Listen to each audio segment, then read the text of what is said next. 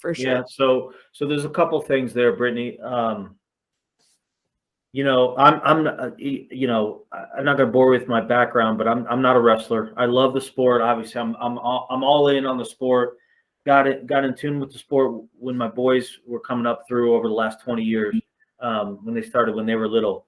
But if there's something I could do, I would blast double the coaches that are male coaches for the boys programs that haven't yet, number one, started a girls program, number two, realized the potential of starting a girls program, and trust me, the blast double wouldn't get very far. My point is, these guys, and here's the thing: the truth of the matter is, I'm smart enough to know that the resources are limited.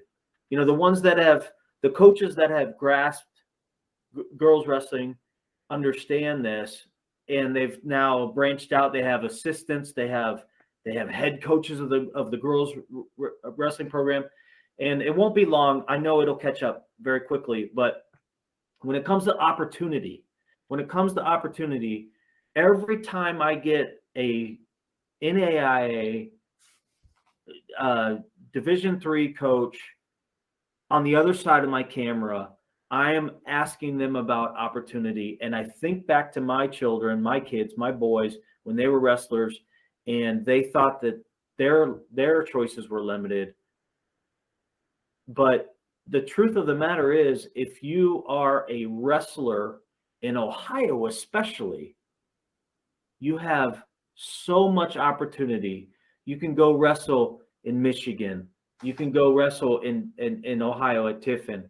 You can do all kinds of things, and you can gain an education from it, a diploma from it, whatever, all in the name of wrestling. And so many parents don't understand that it's right in front of them, and all they have to do is grasp it. The next question is, what do they need to do? We are here to provide the resources for them, but let's get the opportunity. Let's get the word out, right? Yeah. That it's right there. You and I see so many coaches walking.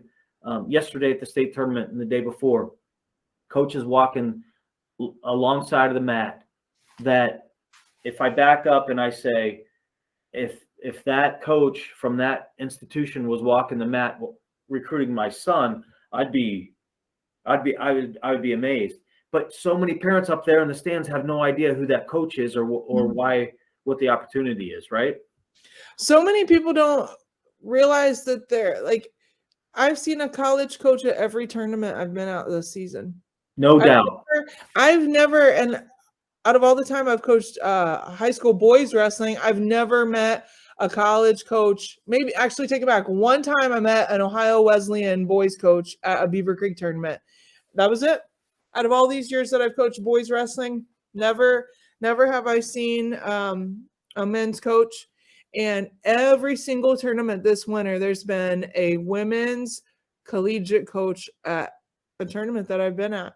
And another big thing is like, I don't know if it's just like word of mouth is really this big, or people just aren't doing a lot of research, but people really think that maybe there's only like one school in the tri-state that offers women's wrestling. Like, for example, Tiffin, I hear a lot, well, like, isn't Tiffin the only program in Ohio? And Tiffin is not the only program in Ohio. And no. Indiana Tech is not the only program in Indiana. And then same thing with like Kentucky and Campbellsville. There's 2 really good programs in Kentucky, and then there's multiple programs in Ohio, and then multiple programs between Illinois and Indiana, and then you add in PA, and it just compounds. The list compounds, and there's multiple in every single state. So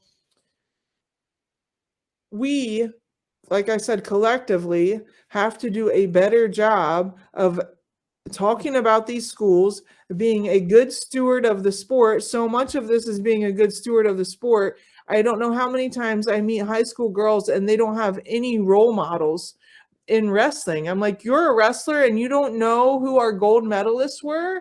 You don't have role models? You know what I mean? Like, you should have a coach as a role model. Like when I was growing up, I loved Pat Summitt. I would watch Tennessee basketball games just to watch her coach, you know?